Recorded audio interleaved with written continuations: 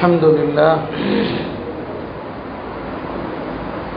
نحمده ونستعينه ونستغفره ونؤمن به ونتوكل عليه ونعوذ بالله من شرور أنفسنا ومن سيئات أعمالنا من يهد الله فلا مضل له ومن يضلل فلا هادي له أشهد أن لا إله إلا الله وحده لا شريك له وأشهد أن سيدنا ونبينا ومولانا محمدا عبده ورسوله أرسله ربه بالحق بشيرا ونذيرا وداعيا إلى الله بإذنه وسراجا منيرا صلى الله تعالى عليه وعلى آله وصحبه وبارك وسلم تسليما كثيرا. أما بعد فأعوذ بالله من الشيطان الرجيم. بسم الله الرحمن الرحيم. وذكر فإن الذكرى تنفع المؤمنين. وقال النبي صلى الله عليه وسلم وهو يوصي لابن عباس رضي الله عنه: احفظ الله يحفظك، احفظ الله تجده تجاهك، وإذا سألت فاسأل الله، وإذا استعنت فاستعن بالله إلى آخر الحديث.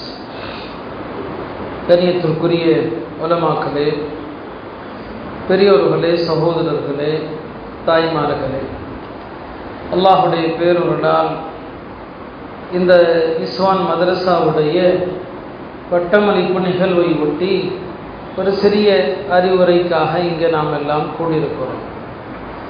பள்ளிவாசலில் ஒரு அறிவுரையை கேட்பதற்காக நாம் கூடியிருக்கிறோமே, இது ஒரு பெரிய மகத்தான நன்மையை கொண்டது.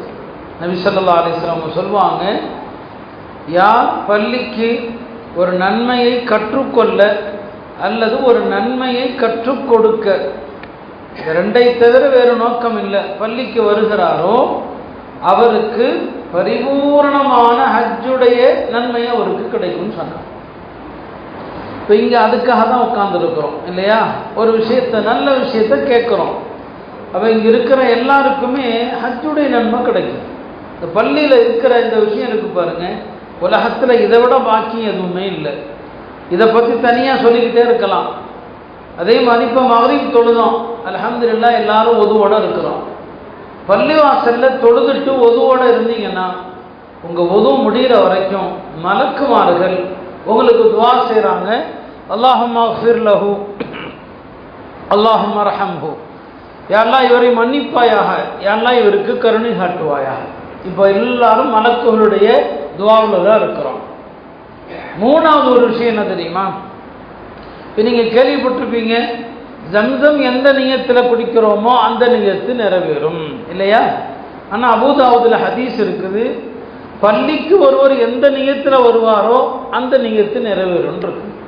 பள்ளியாசலுக்கு எந்த எண்ணத்தில் வர்றீங்களோ அந்த எண்ணத்தில் நீங்கள் வெற்றி அடைஞ்சிடலாம்.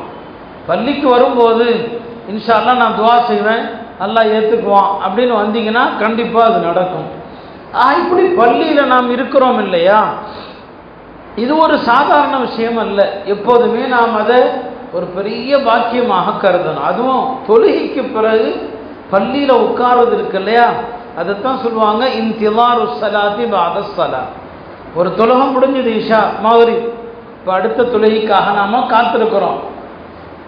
இதான் ஒரு தொழுகையை தொழுது விட்டு அடுத்த தொழுகைக்காக காத்திருப்பது. இதற்கு எவ்வளோ பெரிய நன்மை இருக்குது. அல்லாஹ் இதை கொண்டு பாவங்களை அழிக்கிறான், இதை கொண்டு அல்லாஹ் தரஜாத்துகளை படித்தரங்களை அல்லாஹ் உயர்த்துகிறான். இது எல்லாமே நாம் தொழுதுட்டு பள்ளியில் உட்கார்ந்துருக்கிறோம் பாருங்க, இஷா வரைக்கும் உட்கார்ந்தா இந்த சிறப்பு எல்லாம் கிடச்சிரும். அந்த வகையில் இது ஒரு புனிதமான ஒரு அருள் நிறைந்த மஜ்லிஸ் என்பதில் சந்தேகம் இல்லை. அல்லாஹ் நம்ம எல்லாம் நிறைவான நன்மையை பெற்று கலைந்து செல்லக்கூடியவர்களாக அல்லாஹ் ஆக்கியர்கள் புரிவானாக. அருமையானவர்களே, பெண்களுடைய ஒரு நிகழ்வு என்பதனால நிறைய அவங்களுக்குத்தான் அறிவுரை சொல்ல வேண்டிய தேவை இருக்கிறது. பெண்கள் மார்க்கம் அவர்களுக்கு விரும்புகிற வாழ்க்கை என்ன அப்படிங்கிறதுலிருந்து இன்னைக்கு ரொம்ப தூரத்தில் இருக்கிறாங்க. பெண்களுக்கு மார்க்கம் விரும்புவது என்ன அப்படிங்கிற ஒரு அடிப்படையிலிருந்து பார்த்தோன்னு சொன்னால் இன்றைக்கி நம்முடைய தாய்மார்கள் சகோதரிகள் அதை விட்டு ரொம்ப தூரத்தில் இருக்கிறாங்க. சில விஷயங்களை சொன்னால் வருத்தமாக கூட இருக்கலாம், ஆனாலும் கூட நாம் இன்றைய சூழ்நிலையில் சொல்லித்தான் ஆகணும். ஒரு பேணுதலற்ற ஒரு வாழ்க்கையை தான் இன்றைக்கு நம்முடைய அருமை சகோதரிகள் வாழ்ந்து கொண்டிருக்கிறாங்க. எல்லா குடும்பத்திலையும் உள்ள நிலை அதுதான். விதிவிலக்காக ஒன்று ரெண்டை தவிர்த்து பார்த்தோன்னு சொன்னான். எனவே பெண்களுடைய கல்வி, அவங்க மார்க்க விஷயங்களை எவ்வளோ தெரியணும், நான் அதை பற்றியெல்லாம் கடைசியில் நான் சில விஷயங்களை சொல்லிக்கொள்ள விரும்புகிறேன். ஆரம்பத்தில் நம்முடைய தாய்மார்கள் கற்பொழுக்கம், பர்தாவுடைய பேணுதல், வீட்டை விட்டு வெளியே செல்லாதிருத்தல், கணவனை மதித்தல், இந்த விஷயங்களை தான் நான் ரொம்ப வலியுறுத்தி சில விஷயங்களை சொல்ல விரும்புகிறேன். அருமையான தாய்மார்களே, நாம் கேள்விப்படுறோம் ஒவ்வொரு வருஷமும் இப்ராஹிம் அலைஹிஸ்ஸலாமுடைய வரலாறு, அவங்களுடைய மனைவி ஹாஜருடைய வரலாறை கேள்விப்படுறோம். இப்போ அன்னை ஹாஜர் அலைஹிஸ்ஸலாம் ஒரு அரசனிடத்தில் சிக்கிக்கொள்கிறாங்க இல்லையா?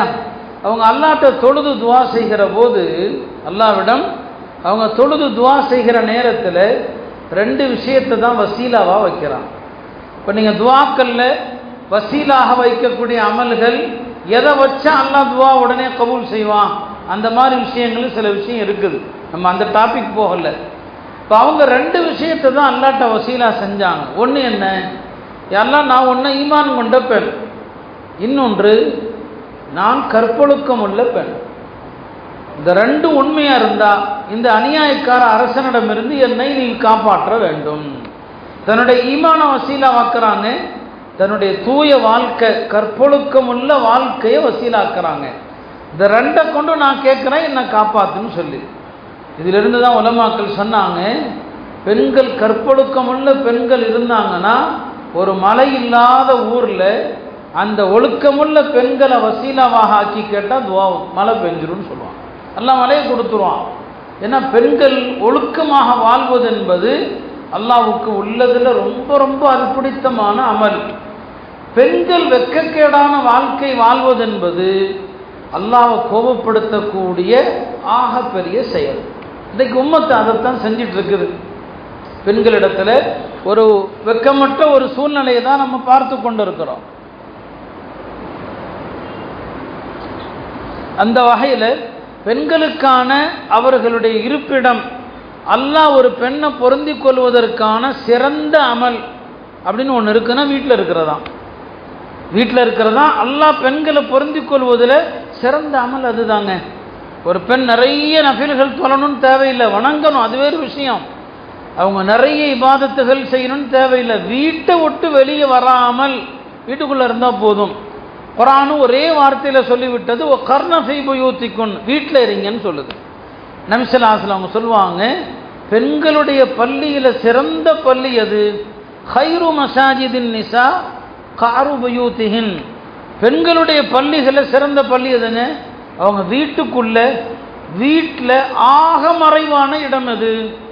வீட்லையும் ஆக மறைவான இடம். வீட்டில் நடுமுற்றம் இருக்கும், வீட்டில் கொஞ்சம் அறை இருக்கும், வீட்டிலும் கூட ஆக பருதாவான மறைவான இடம் எதுவோ அதுதான் பெண்களுடைய பள்ளிகளில் சிறந்த பள்ளி அப்படின்னு சொன்னாங்க. பொதுவாக பயான்களில் யாரையும் தாக்குறதில்லை. இன்றைக்கி பார்த்தீங்கன்னா இயக்கங்கள் தமிழகத்தில் பெண்கள் பள்ளிக்கு வருவதை தடுக்காதீர்கள் அப்படின்னு ஹதீஸ் இருக்குது, பெண்கள் பள்ளிக்கு வரணும், பெண்கள் ஜும்மாவுக்கு வரணும், பெண்கள் ஈதுக்கு வரணும், ஹதீஸ் இருக்குதுன்னு போடுவாங்க, ஹதீஸ் நம்பர்லாம் போடுவாங்க. ஆனால் பெண்கள் பள்ளிக்கு வருவதற்கு பெருமானார் என்னென்ன நிபந்தனைகள் சொன்னாங்களோ அதை போடவே மாட்டான், அதை போட மாட்டான். பெண்கள் பள்ளிக்கு வரும்போது நறுமணம் பூசிட்டு வரக்கூடாதுன்னு இருக்குது, அலங்கரித்து கொண்டு வரக்கூடாதுன்னு இருக்குது. ஒரு பெண்மணி அலங்கரித்து கொண்டு நறுமணம் பூசிக்கொண்டு பள்ளிக்கு வந்து தொழுதால் அவள் திரும்ப வீட்டில் போய் கடமையான குளிப்பு குளிக்கிற மாதிரி குளிச்சுட்டு தொழுதாதான் அவள் தொழுகையெல்லாம் ஏற்றுக்குவான். எந்த இயக்கவாதியாவது இந்த ஹதீஸை சொல்லுவானா பாருங்க. இன்னைக்கு எந்த பெண்ணாவது பள்ளிவாசலுக்கு அலங்கரிக்காமல் வருவாளான்னு சொல்லுங்க. அப்படி யாரையாவது கட்டுப்படுத்த முடியுமான்னு கேளுங்க. அப்போ ஹதீஸுடைய ஒரு பக்கத்தை எடுத்துக்கிட்டு என்ன செய்யறதுன்னு சொன்னால் மற்ற எல்லாத்தையும் மறைச்சிடுறது கிடையவே கிடையாது. பெருமானார் ஸல்லல்லாஹு அலைஹி வஸல்லம் பெண்களுக்கு சிறந்த இடம் வீடு தாங்க. அந்த வீட்லையும் கூட நீங்கள் பார்த்தீங்கன்னு சொன்னால் வீட்டினுடைய பல பகுதிகளை சொல்லி சொல்லி இங்கே தொழுகிறதை விட இங்கே தொழுகிறது நல்லது, இந்த இடத்தில் தொழுவதை விட இந்த இடத்தில் தொழுவது நல்லது. இதெல்லாம் எதுக்கு சொல்கிறாங்கன்னா, வீட்டிலும் கூட ஆகச்சிறிய அறை, வீட்டிலையும் கூட ஆகச்சிறிய அறை, எந்த வகையிலும் அந்நிய ஆண்களுடைய பார்வைப்படாத அறை, அங்கே ஒரு பெண்மணி தொழுவது தான் சிறந்தது என்று நபி ஸல்லல்லாஹு அலைஹி வஸல்லம் சொல்லுவாங்க. அருமையான தாய்மார்களே, பெண்களுக்கு சுருக்கமாக ஒரு உபதேசம் சொல்லுங்க அப்படின்னு சொன்னால் என்ன சொல்லலாம் தெரியுமா? வீட்டில் இருங்கம்மான்னு சொல்லணும். பெண்களுக்கு சுருக்கமான ஒரு அறிவுரை சொல்லுங்கன்னு சொன்னால் என்ன சொல்லலாம்? வீட்டில் இருங்கன்னு சொல்லணும். ஒரு பெண் வீட்டை விட்டு வெளியே வர்றதா இருந்தால் என்னென்ன நிபந்தனை மார்க்கத்தில் இருக்குது தெரியுமா? இன்னைக்கு இந்த நிபந்தனை இப்படி எந்த பெண்ணுமே இல்லை. வீட்டை விட்டு வெளியே வர்றதுக்கு கணவனுடைய அனுமதி வேண்டும். கணவனுடைய அனுமதினா என்ன தெரியுமா? வேற வழி இல்லாமல் அனுமதி கொடுப்பாங்க. ஏன்னா அனுமதி கொடுக்கலன்னா என்ன ஆகும்னு தெரியும். அது இல்லை அனுமதி, அது அனுமதி இல்லை, அது வலுக்கட்டாயம், வேற வழி இல்லை. கேட்டால் எந்த கணவனும் போகாதேன்னு சொல்ல முடியுமா? என்ன நடக்கும் வீட்டில்? கணவன் மனப்பூர்வமாக அனுமதி கொடுக்கணும். ரெண்டாவது என்ன தெரியுமா? அலங்கரிக்காமல் போகணும். வீட்டை விட்டு வெளியே போனால் அலங்கரிக்கக்கூடாது. மூணாவது ஒரு நிபந்தனை இருக்குதுங்க, ஆண்கள் இல்லாத, ஆண்கள் நடக்காத பாதையில் போகணும். பெண்கள் மட்டும் நடக்கிற பாதை இருக்க முடியுமா நம்ம ஊரில்? நாம் என்ன இஸ்லாமிய நாட்டில் இருக்கிறோமா? அப்படி இருந்துச்சு மதீனாவில். பெண்களுக்கு தனி பாதை, ஆண்களுக்கு தனி பாதை. ஆண்கள் நடக்காத பாதையில் போகணுமா. நாலாவது என்ன தெரியுமா? பேசாமல் போகணுமா. இப்போ எல்லா பெண்களும் ஃபோன் பேசிக்கிட்டே போகிறாங்க. எவ்வளோ பெரிய வெட்கக்கேடு தெரியுமா இது? எவ்வளோ பெரிய தவறு செய்கிறோம், அதை பெண்கள் உணர்றதில்லை. நீங்கள் ஒரு வேளை தேவைக்கு கடைக்கு வர்றீங்க, ஆண்கள் ஊரில் இல்லை, ஏதாவது ஃபோன் வந்தால் கூட நீங்கள் வீதியில் பேசுகிறது ஜாயிஸ் இல்லை. நீங்கள் வீட்டில் போய் தான் பேசணும். வீதியில் பேசுவதற்கு அனுமதி இல்லை. சரி, அடுத்த நிபந்தனை என்ன தெரியுமா? பெண்கள் வீட்டை விட்டு வெளியே போனால் பாதையின் நடுவில் செல்லக்கூடாது, ஓரத்தில் தான் போகணும். நபி ஸல்லல்லாஹு அலைஹி வஸல்லம் தெளிவாக சொன்னுவாங்க, லைஸலின் நிசாஇ வஸத்து தரீக், பெண்களுக்கு பாதையின் நடுவில் செல்ல அனுமதி இல்லைன்னு சொன்னாங்க. இந்த விஷயங்கள் எல்லாவற்றையும் பேணி பெண்கள் வீட்டை விட்டு வெளியே போக முடியுமா? ஒரு முறை ஹஜ்ரத் அலி ரலியல்லாஹு அன்ஹு அவர்கள் தன்னுடைய தோழர்களுக்கு முன்னால் ரொம்ப கோபமாக வந்தாங்க. இந்த காலத்தை பார்த்தா என்ன நினைப்பாங்களோ தெரியல. ஹஜ்ரத் அலி ரலியல்லாஹு ரொம்ப கோபமாக வந்தாங்க. வந்து கேட்டாங்க, எனக்கு ஒரு தகவல் கிடைச்சது. அந்த தகவல் என்னன்னு சொன்னால், உங்களுடைய பெண்கள் எல்லாம் ஆண்கள் வருகிற சந்தைகளுக்கு செல்கிறார்களாமே, உங்களுக்கெல்லாம் வெக்கமா இல்லையான்னு கேட்டாங்க. அலா தஸ்தஹியூன், உங்களுக்கெல்லாம் வெக்கம் இல்லையா? உங்களுடைய பெண்கள் ஆண்கள் வருகிற சந்தைகளுக்கு வருகிறார்களாமே, உங்களுக்கு வெக்கம் இல்லையா என்று கேட்டாங்கன்னு வருது இல்லையா? இப்போ நம்ம சமூகத்தினுடைய இன்றைய நிலையை பார்த்தா, ஹஜ்ரத் சையதுனா அலி ரலியல்லாஹு அன்ஹு அவர்கள் எவ்வளவு கடுமையான வார்த்தையை சொல்லியிருப்பாங்க.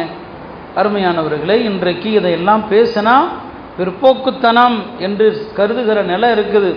ஆனால் யார் எப்படி எடுத்தாலும் சரி, ஷரியத்தை பின்பற்றக்கூடிய மக்கள் குறைவாகத்தான் இருப்பாங்க. அந்த குறைவான மக்களுக்கு உபதேசம் பலனளிக்கும்.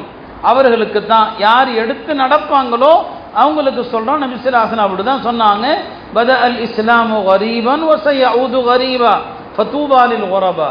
இந்த மார்க்கம் ஆரம்பத்தில் பல்லாயிரக்கணக்கான மக்களாக இஸ்லாத்தில் இருந்தாங்க, கொஞ்சம் பேர் தான் தீனை பின்பற்றினாங்க. ஒரு காலம் வரும், எண்ணிக்கையில் நிறைய இருப்பாங்க, ஆனால் மார்க்கத்தை கடைபிடிக்கிற மக்கள் கொஞ்சமாக தான் இருப்பாங்க. அந்த கொஞ்சம் பேருக்கு வாழ்த்துகள் உண்டாகட்டும்.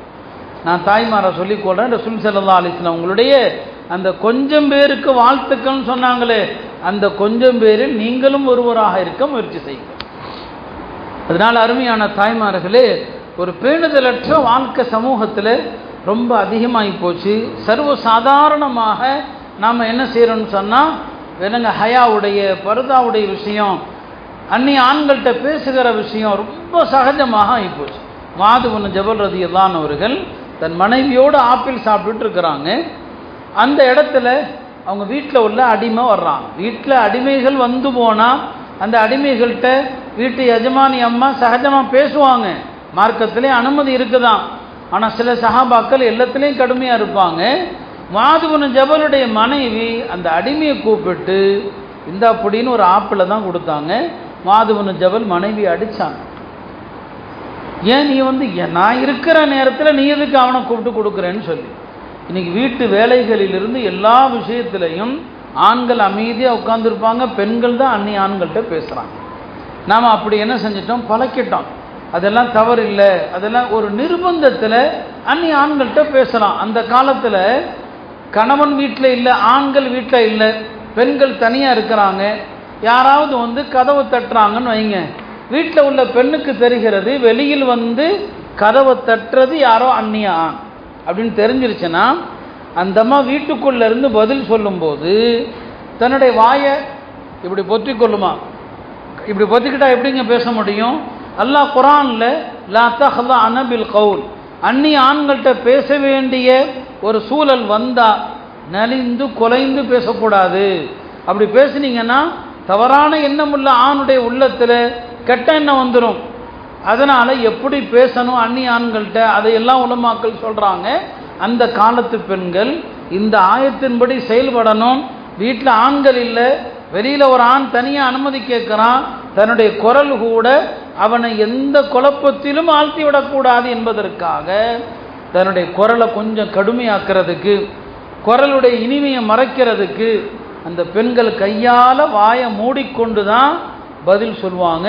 ஒரு சில வார்த்தைகள் தான், வீட்டில் யாரும் இல்லை, நீங்கள் சந்திக்க வந்தவங்க இல்லை, அவ்வளோதான், ஏதாவது ஒரு வார்த்தை, அந்த ஒரு வார்த்தை இப்படி பேசுவாங்கன்னு வந்திருக்கு.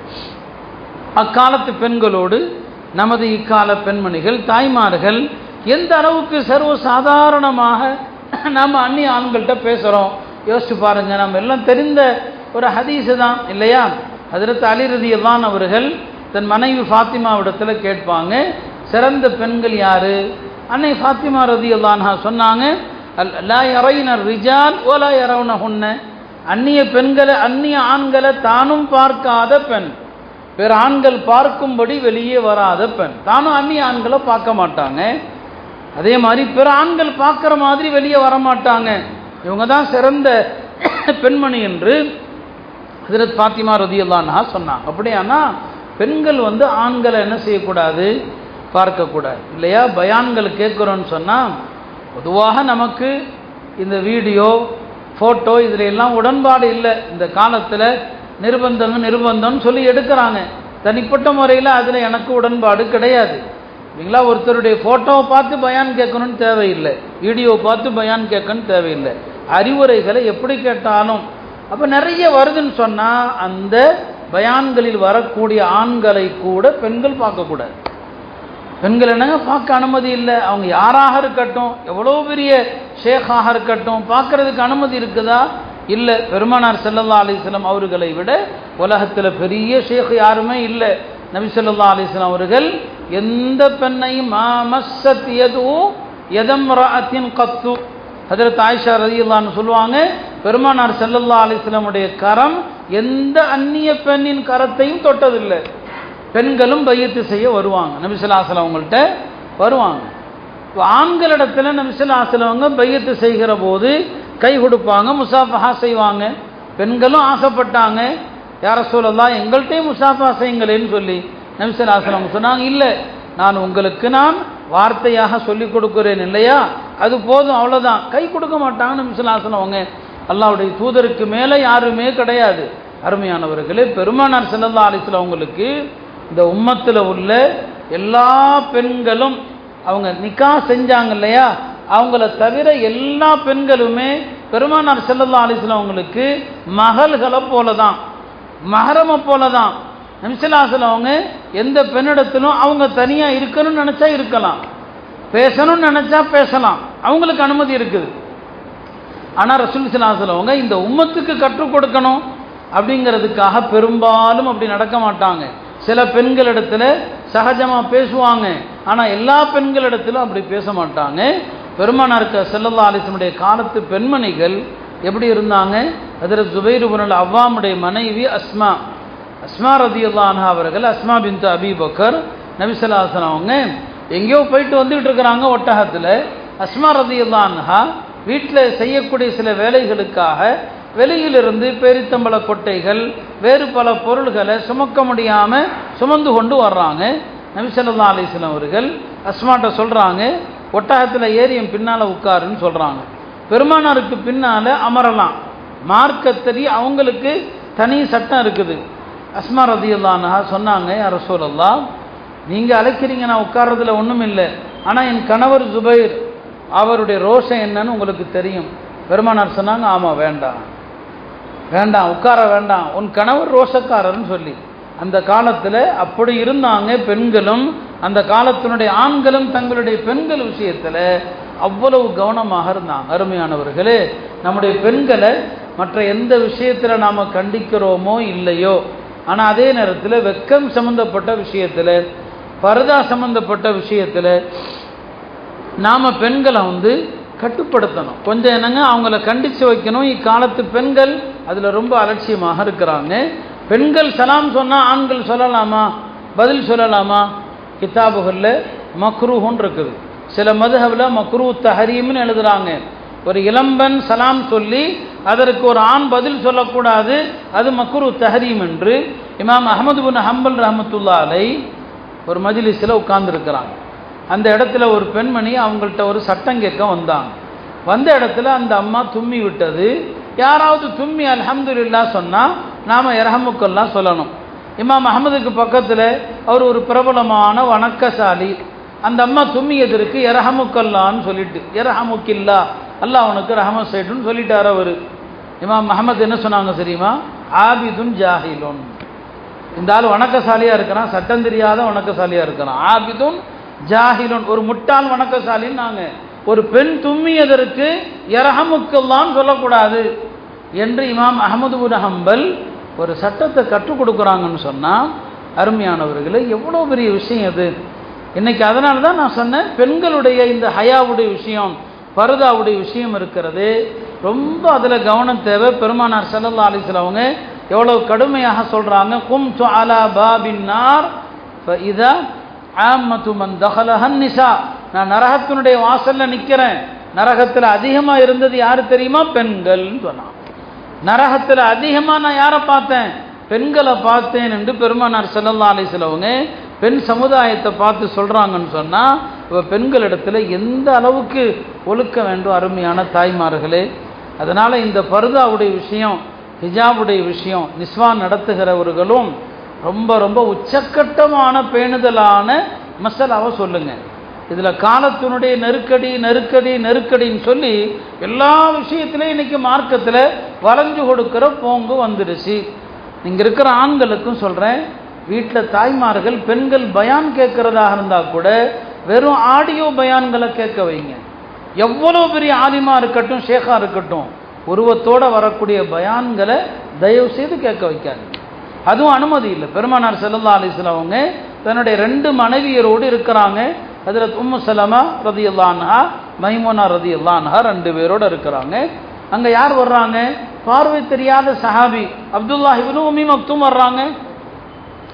நபி ஸல்லல்லாஹு அலைஹி வஸல்லம் என்ன சொன்னாங்க? 2 பேரையும் ஓடி போய்க்குங்க, போங்க, போய் பின்னால் பர்தா பின்னால் போயிருங்கன்னாங்க.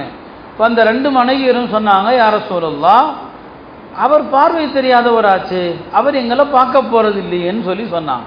அவருக்கு பார்வை தெரியாது, எங்களை பார்க்க போகிறதில்லை. நபி ஸல்லல்லாஹு அலைஹி வஸல்லம் கேட்டாங்க, அஃப அம்யாவானி அன்துமா, நீங்கள் 2 பேரும் பார்வை தெரியாத குருடர்களான்னு கேட்டாங்க. உங்களுக்கு பார்வை இருக்குதில்ல, நீங்கள் அவரை பார்க்கத்தானே போகிறீங்க என்று கேட்குறாங்க. இத்தனைக்கும் ரசூல் ஸல்லல்லாஹு அலைஹி வஸல்லம் மனைவிமார்கள் கெட்ட எண்ணத்தில் பார்க்க போகிறாங்களா? நிச்சயமாக இல்லை. அப்போ அங்கே சட்டத்தை சொல்லி கொடுக்குறாங்க, பேணுதல் அதுதான். எனவே பெண்களுக்கு இந்த விஷயத்தில் எவ்வளவுக்கு எவ்வளோ அவங்கள்ட்ட பேணுதல் வருதோ அந்த அளவுக்கு சமூகத்தில் ஒழுக்கம் அதிகமாகும். பெண்களுடைய பேணுதலை வைத்து தான் சமுதாயத்தினுடைய எதிர்காலம் இருக்குது, நம்முடைய பிள்ளைகளுடைய எதிர்காலம் இருக்குது. ஆக இன்றைக்கு சமூகத்தில் எல்லா வகையிலும் ஒரு கெட்ட விஷயத்தை நாம் என்ன செய்கிறோம், பார்க்குறோம். வெட்கக்கேடான ஒரு விஷயம் அதுதான் இன்றைக்கி சமூகத்தில் எல்லா இடங்களிலும் பரவி கொண்டிருக்கிற மானக்கேடான விஷயங்கள் ரொம்ப அதிகமாகிடுச்சு. தவறான விஷயங்கள், அதை வெளிப்படையாக என்னால் சொல்ல முடியல. நபி ஸல்லல்லாஹு அலைஹி வஸல்லம் சொன்னாங்க, இஷ்தத்த கலபுல்லாஹி அலஸ்ஸுனாதி, தவறான உறவில் ஈடுபடக்கூடியவர்கள் ஆண்களோ பெண்களோ இவர்கள் மீது அல்லாஹுடைய கோபம் மிக கடுமையாகிவிட்டதுன்னு சொன்னாங்க. ஒரு முறை நபி ஸல்லல்லாஹு அலைஹி வஸல்லம் சொன்னாங்க, அல்லாஹ் ரொம்ப ரோஷப்படுவது எங்கே தெரியுமா? அல்லாஹ்வுக்கு ரோஷம் ரொம்ப பொங்கி வருவது எங்கே தெரியுமா? அவனுடைய அடியார்களில் ஆண்களோ பெண்களோ ஒரு தப்பான உறவில் ஈடுபடும் போது தான் அல்லாஹ் ரொம்ப ரொம்ப கோபம் அடைகிறான்னு சொன்னான். ரொம்ப அல்லாஹ்வுடைய கோபத்தை, அவனுடைய ரோஷத்தை தூண்டுகிற ஒரு செயல்னா அதுதான். அதனால இந்த விஷயத்தில் ஆண்கள் பெண்கள் எல்லாருமே உச்சக்கட்ட பேணுதலை கடைபிடிக்கணும். பெண்கள் ஆண்களுக்கு ஒப்பான எந்த காரியத்தையும் செய்யக்கூடாது. ரசூல் ஸல்லல்லாஹு அலைஹி வஸல்லம் சபிச்சாங்க, ஆண்களைப் போல நடக்கிற பெண்களையும் பெண்களைப் போல் நடக்கிற ஆண்களையும். என்னங்க அர்த்தம்? ஆண்கள் பெண்கள் மாதிரியான உடைகளை ஆண்கள் உடுத்தக்கூடாது, ஆண்களுடைய உடை போல பெண்கள் உடுத்தக்கூடாது. பெண்களுடைய உடை அலங்காரம், பெண்களுடைய முடி அலங்காரம், இதெல்லாம் ஆண்களுக்கு ஒப்பா இருக்கக்கூடாது. ஆம்பளை மாதிரி பொம்பளை முடி வச்சா அந்த பெண் சாபத்திற்குள்ளானவள் பெருமானாருடைய நாவினார். ஆண்களை போல பெண்ணுடைய உடை அமைப்பு இருக்கு. இந்த காலத்தில் நீங்க பார்க்குறீங்க நகர்ப்புறங்கள்ல ஆண்களை போல உடல்ல என்னங்க பெண்கள் ஆனா பெண்ணா அப்படின்னே தெரியாது. இப்னு உமர் ரலியல்லாஹு அன்ஹா ஒரு பெண்மணியை பார்த்தாங்க. அந்த பெண்ணுடைய அவள் வைத்திருக்கிற அந்த தலைமுடியெல்லாம் ஆனா பெண்ணான்னு தெரியல. கேட்டாங்க, நீ ஆம்பளையா பொம்பளையான்னு கேட்டாங்க. இல்லை நான் பெண்மணி தான் சொன்னாங்க. அப்போ இப்னு உமர் தான் சொன்னாங்க, ரசூல் ஸல்லல்லாஹு அலைஹி வஸல்லம் அவர்கள் சபிச்சாங்க ஆண்களை போல ஒப்பாக நடக்கிற பெண்கள்னு சொல்லி. இன்னைக்கு அந்த கலாச்சாரமும் பரவி கொண்டிருக்கிறது. எல்லாம் இந்த சோசியல் மீடியாக்களால், இந்த மோசமான இந்த செல்போன் கலாச்சாரத்தினால அது ஒரு பக்கம் பெண்கள்கிட்ட பரவிட்டு இருக்குது. மானக்கேடான விஷயங்களை ரொம்ப சொல்லவும் கூடாது, ஆனாலும் சில நேரங்களில் சொல்ல வேண்டிய தேவை இருக்குது.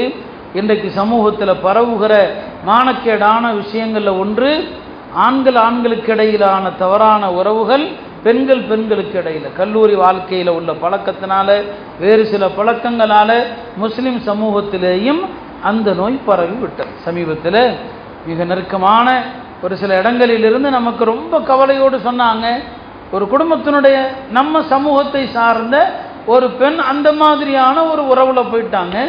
எவ்வளவோ சொல்லியாச்சு, காவல்துறையில் போய் புகார் கொடுத்தா போலீஸ் ஸ்டேஷனில் என்ன சொல்கிறாங்க, பாய் இந்த விஷயத்தில் சட்டப்படி நாங்கள் ஒன்றுமே செய்ய முடியாது பாய். அந்த பெண் என்னங்க இந்திய சட்டப்படி அவளுக்குரிய உரிமை இருக்குது, வயசுக்கு வந்துருச்சு, நாங்கள் என்ன செய்ய முடியாது, இதில் ஒன்றும் செய்ய முடியாது பாய், நீங்கள் அறிவுரை சொல்லி திருத்திக்கிங்க, நான் இந்த விஷயத்தை இதுக்கு மேலே வளர்க்க முடியாது, நீங்கள் அறிவுரை சொல்லி திருத்திங்க பாய், அதுக்கு மேலே இதில் நாங்கள் எதுவுமே செய்ய முடியாது என்று சொல்லக்கூடிய அளவுக்கு தான் இன்றைக்கு பெண்கள். நபி ஸல்லல்லாஹு அலைஹி வஸல்லம் இதை எல்லாமே சொன்னாங்க. அந்த மாதிரி பெண்களுக்கு மத்தியில் ஏற்படுகின்ற அந்த தவறான நடவடிக்கைகளுக்கு அஸ்ஸுஹாக் அஸ்ஸிஹாக்குன்னு சொல்லப்படும். நபி ஸல்லல்லாஹு அலைஹி வஸல்லம் அதையும் விபச்சாரம்னு சொன்னாங்க. அருமையான பெரியவர்களே, குடும்பத்தில் உள்ள பெண்கள், அது தாயானாலும் சரி, மகளானாலும் சரி, சகோதரியானாலும் சரி, மனைவியானாலும் சரி, அவங்களுடைய ஒழுக்கம் விஷயத்தில் ரொம்ப கவனம் செலுத்துங்க. நபி ஸல்லல்லாஹு அலைஹி வஸல்லம் தன்னுடைய குடும்பத்து பெண்கள் விஷயத்தில் ஒழுக்கத்தில் கவனம் இல்லாத ஆம்பளைய தய்யூஸ்ன்னு சொன்னாங்க, ரோசமற்றவன் சொன்னாங்க, அவன் சொர்க்கம் போக மாட்டான்னு சொன்னாங்க.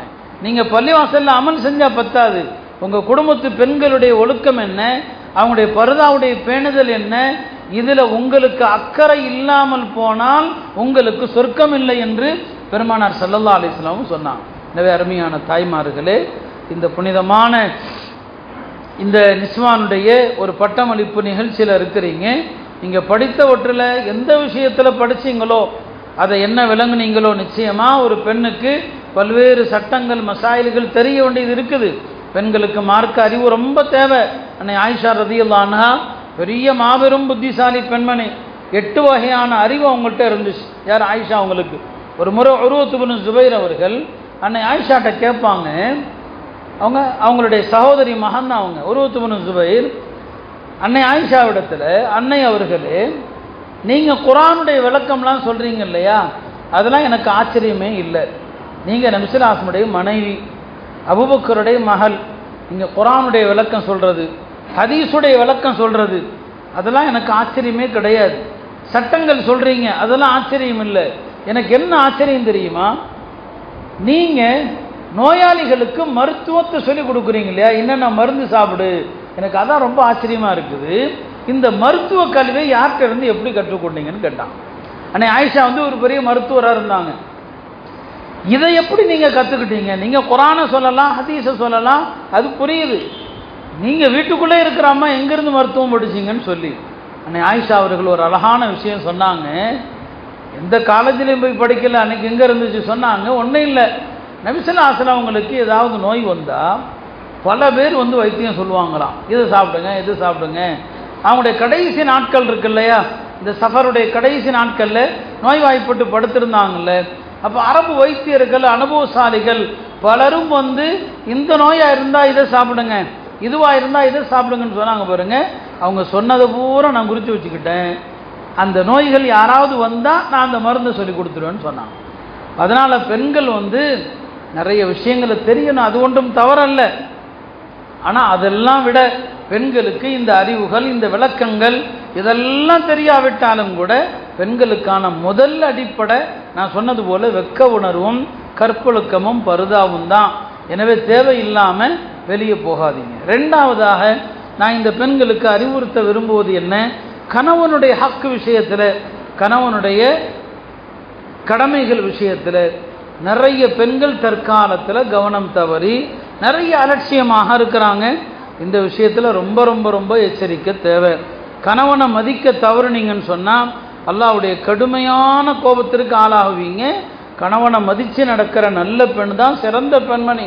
பெருமானார் ஸல்லல்லாஹு அலைஹி வஸல்லம் அவங்க பல ஹதீஸுகளில் சொல்லுவாங்க, ஒரு மனிதனுக்கு உலகத்தில் கிடைக்கிற பாக்கியங்களில் சிறந்த பாக்கியம்னா 3 தான். நல்ல மனைவி அமைவது, நல்ல வாகனம் அமைவது, நல்ல வீடு அமைவது, சில ஹதீஸுகளில் நல்ல பக்கத்து வீட்டுக்காரன் அமைவது. இந்த 4 விஷயம்தான் உலகத்தில் கிடைக்கிற அருள்களிலெல்லாம் சிறந்த அருள் நல்ல மனைவி தான். நல்ல மனைவி. முஸ்லிம் இப்னு யஸார் அப்படின்னு ஒருத்தவங்க சொன்னாங்க, நான் அல்லாஹ் யாருக்கு கொடுத்த எந்த ஒரு அருட்கொடையை பார்த்தும் நான் பொறாமலாம் நான் பட மாட்டேன். நான் பொறாமப்படுறதா இருந்தால் இந்த 3 விஷயத்தில் ஒன்று இருந்தால் யார்ட்டையாவது அவரை பார்த்து நாம் பொறாமப்படுவேன். ஒன்று, யாருக்காவது நல்ல மனைவி இருந்தால் பொறாமப்படணும், நல்ல மனைவி இருந்தால். ரெண்டாவது என்ன, நல்ல பக்கத்து வீட்டுக்காரன் ஒரு ஆளுக்கு இருந்தால் பொறாமப்படலாம். மூணாவது என்ன, காற்றோட்டம் உள்ள நல்ல வீடு, அழகான வீடு, அவரை கண்டு பொறாமப்படலான்னு சொன்னாங்க. அருமையானவர்களே, அந்த வகையில் பெண்கள் வந்து ஆண்களுக்கு கட்டுப்படுற விஷயம் இருக்குது. உங்களுடைய சொர்க்கத்தையோ நரகத்தையோ முடிவு செய்கிறது அதுதான், அதான் முடிவு செய்து. பெருமானார் ஸல்லல்லாஹு அலைஹி வஸல்லம் அவர்கள் சொன்னாங்க, ஆண்கள் சொர்க்கம் போகணும்னா நிறைய தியாகம் பண்ணணும். பெண்கள் அப்படி அல்ல, ஐவேளை தொழுது ரமதானில் நோன்பு வைத்து கற்பொழுக்கத்தை பேணி அதாஅத் பஅலஹா, கணவனுடைய சொல் பேச்சு நடந்தால், கணவனுடைய சொல்படி நடந்தால், பாருங்க, ஐவேளை தொழுகை, ரமதானுடைய நோன்பு இல்லையா, கணவனுக்கு கற்பொழுக்கத்தை பேணுறது, கணவன் சொல்றதை கேட்கறது, இந்த 4 விஷயம் இருந்துட்டா போதுங்க. சொர்க்க மறுமையில் அந்த பெண்ணுக்கு என்ன சொல்லப்படும், உதுஹுலி இல்லையா, நீ எந்த சொர்க்கத்தினுடைய வாசல் வழியா போக நினைச்சாலும் போய்க்கன்னு சொல்லப்படும். கணவனை மதித்து நடக்கிறதா ஒரு பெண்ணுக்கான முதன்மையான விஷயம். பெருமானார் ஸல்லல்லாஹு அலைஹி வஸல்லம் சொன்னாங்க, ஒரு பெண் எப்படிப்பட்ட பெண்ணாக இருந்தால் நல்ல பெண்ணுன்னு சொல்லலாம். ஒரு சஹாபி வந்து சொன்னாங்க, யா ரசூலல்லாஹ், என்னுடைய மனைவி எப்படிப்பட்ட மனைவின்னு சொன்னால், நான் வெளியில் போயிட்டு எப்பெல்லாம் வீட்டுக்குள்ளே வருகிறேனோ என் மனைவி இப்படி தான் வரவேற்பாங்க, மர்ஹபம் பி சய்யிதிஹா, இந்த வீட்டினுடைய உரிமையாளரே வாங்கன்னு கூப்பிடுவாங்க. மர்ஹபம் பி சய்யிதிஹா, இந்த வீட்டுக்கு உரிமையாளரே நீங்கள் வாங்க. அவர் நிறைய சொல்கிறார், அதையெல்லாம் சொல்ல விரும்பல. வீட்டுக்கு வர்ற கணவனை வாங்கன்னு சொல்லி அழகாக வரவேற்கிறாங்க. அவர் தன் மனைவியை பற்றி பெருமானார் ஸல்லல்லாஹு அலைஹி வஸல்லம் அவங்கள்ட்ட சொன்னபோது பெருமானார் சொன்னாங்க, லஹா நிஸ்பு அஜ்ரில் முஜாஹிதி ஃபீ சபீலில்லாஹ், இந்த பெண்ணுக்கு அல்லாஹுடைய பாதையில் அறப்போரில் போனார் இல்லையா, அவருக்கு கிடைக்கிற கூலியில் பாதி கூலி கிடைக்கும். இந்த பயானை கேட்டுட்டு எல்லா பெண்களும் இன்றைக்கி வீட்டில் வரவேற்பாங்க. நீங்கள் வீட்டுக்கு போகும்போது வீட்டு தலைவரே வாங்க அப்படின்னு கூப்பிடுவாங்க. ஹதீஸை கேட்டால் ஒரு தடவையாவது வாழ்க்கையில் அமல் செஞ்சார், குறைஞ்சபட்சம் ஒரு தடவையாவது. இமாம் சுஃபியானு ஸௌரி என்று ஒரு பெரிய முஹத்திஸ் இருந்தாங்க. அவங்க சொல்லுவாங்க, மா பலகனி ஹதீஸுன் அனின் நபி ஸல்லல்லாஹு அலைஹி வஸல்லம் இல்லா அமில்து பிஹி வலவ் மர்ரத்தன். நபி ஸல்லல்லாஹு அலைஹி வஸல்லம் உடைய எந்த ஹதீஸை நான் முதல்ல கேள்விப்பட்டாலும் ஃபர்ஸ்ட் ஒரு தடவை அமல் செஞ்சு. நம்ம பயான்கள் நிறைய கேட்குறோம், குறைஞ்சது ஒரு விஷயத்தை கேட்ட அன்னைக்காவது அமல் செய்யணும். அப்போ எத்தனையோ சுன்னத்துகள் வாழ்க்கையில் வந்துடும். புரியுங்களா? ஹலீல் அஹ்மத் சஹாரன்பூரி ரஹ்மத்துல்லாஹி அலைஹி அவங்க ஒரு ஹதீஸ் நூலுக்கு ஒரு விளக்க உரை எழுதியிருக்கிறாங்க. இந்த விளக்க உரை எழுதிக்கிட்டே வர்ற நேரத்தில் நபி ஸல்லல்லாஹு அலைஹி வஸல்லம் அவங்க தஹஜ்ஜுடைய தொழுகையில் ஒரு 20 சூறா ஓதுவாங்கன்னு இப்னு மஸ்ஊத் ரலியல்லாஹு ஒரு ஹதீஸ் வருது அபூதாவுதுல. தஹஜ்ஜுதுல 20 சூறா 10 ரக்காத்து, ஒவ்வொரு ரக்காத்திலும் 2 சூறா. இது அபூதாவுதுல இருக்குது, கிதாபு ஸலாத்துடைய கடைசியில் இருக்குது, உலமாக்கள் பார்த்துக்கலாம். இந்த இடம் வர நேரத்தில் மௌலானா கலீல் அஹ்மத் சாப் சொன்னாங்க, தன்னுடைய மாணவர் ஷேகுல் ஹதீஸ் ஜக்கரியா ரஹ்மத்துல்லாஹி அலைஹி கூப்பிட்டு இந்த 20 சூறாவையும் ஒரு ஏதாவது ஒரு சீட்டில் எழுதுப்பா, இன்னைக்கு நைட்டு தஹஜ்ஜுதுல இதை ஓதி தொழுதுருவோம். ஏன்னா ஹதீஸை முதல்ல பார்த்தா ஒரு தடையாவது அமல் செய்யணும் குறைஞ்சபட்சம். அப்போ அதனால் இந்த பெண்கள்லாம் அந்த மாதிரி பெண்கள் தான் இன்ஷா அல்லாஹ் இன்னைக்கு வீட்டில் என்ன செஞ்சுருவாங்க, வரவேற்றுடுவாங்க. இப்போ சொன்னாங்க, கணவனை வரவேற்கிற இந்த பெண்ணை பற்றி சொன்னாங்க, லஹா நிஸ்ஃபு அஜ்ரில் முஜாஹிதி ஃபீ சபீலில்லாஹ். அடுத்து சொன்னாங்க, வஹிய ஆமிலு மின் உம்மாலில்லான்னு சொன்னாங்க. இந்த பெண்மணி இருக்கிறாளே, இவளுக்கு அல்லாஹ்வுக்காக செயல்படக்கூடிய அவர்களுடைய நன்மை இந்த பெண்ணுக்கு கிடைக்கும் என்பதாக ரசூல் ஸல்லல்லாஹு அலைஹி வஸல்லம் சொன்னாங்க. அருமையானவர்களே, கணவனை தயவு செய்து அதிருப்திக்குள்ளாக்காதீங்க, கணவனை தயவு செய்து கோபப்படுத்தாதீங்க. ஏன்னா இந்த பட்டம் வாங்கி போகிற பெண்கள் அதில் இள வயது பெண்கள் இருப்பாங்க, அடுத்து திருமணமாக போகிற நிலையில் இருப்பாங்க. திருமணமாகிறதுக்கு முன்னால் கணவனுடைய கடமைகளை தெரிஞ்சுக்குங்க.